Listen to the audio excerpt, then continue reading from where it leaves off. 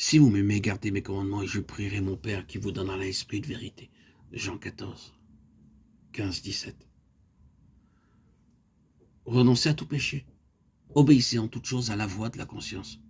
Soumettez-vous à Dieu en toutes choses et laissez-le faire ce qu'il jugera bon. Par l'esprit, mortifiez les œuvres du corps. Romains 8, 13. Comme enfant de Dieu, mettez-vous entièrement à la disposition de l'esprit, le laissant vous conduire comme il voudra. Romains 8, 14. Et le même esprit qui vous a fait mortifier les œuvres du corps, qui vous a amené à vous laisser conduire comme un enfant, rendra témoignage à votre esprit par une joie et une force nouvelle, que réellement vous êtes l'enfant de Dieu, jouissant de tous les privilèges d'enfant, sous la direction pleine d'amour de votre Père. Notre Père, je te remercie de m'avoir dit que tous ceux qui sont conduits par l'Esprit de Dieu sont fils de Dieu. Tu ne veux pas que tes enfants soient conduits par nul autre.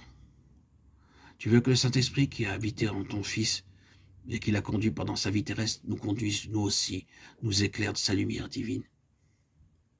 Père, tu sais que par notre ignorance ou par notre négligence à obéir à l'Esprit, nous ne savons plus reconnaître sa voix, et qu'ainsi la pensée d'être conduit par l'Esprit nous angoisse plus qu'elle ne nous réjouit. Père, pardonne-nous.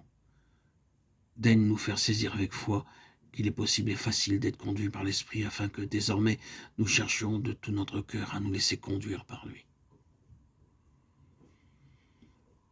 Père, je m'abandonne à toi, pour que tu me conduises en toutes choses par ton Esprit.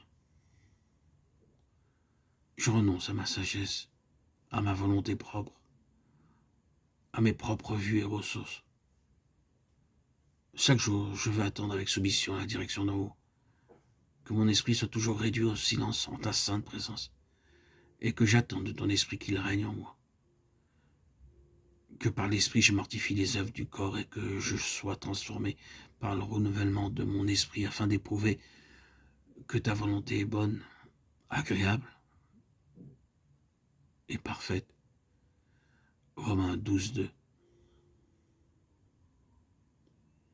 Que mon être tout entier soit si bien conduit par l'esprit de sainteté demeurant en moi que ta volonté soit la règle de ma vie.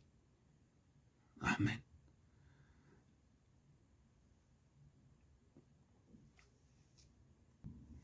Si par l'esprit vous mortifiez les œuvres du corps, vous vivrez. Nous avons là un des enseignements les plus profonds de l'Écriture sur la sanctification. Le péché reste dans le corps jusqu'à la fin, mais les actes du corps, chaque péché, chaque racine de péché, peuvent être aussitôt mis à mort. C'est la présence de Christ, c'est la vie de Christ, apportée en nous par le Saint-Esprit, qui mortifie tout acte répréhensible. Le péché ne sera jamais extirpé, toutefois, il peut être mortifié et gardé dans la mort.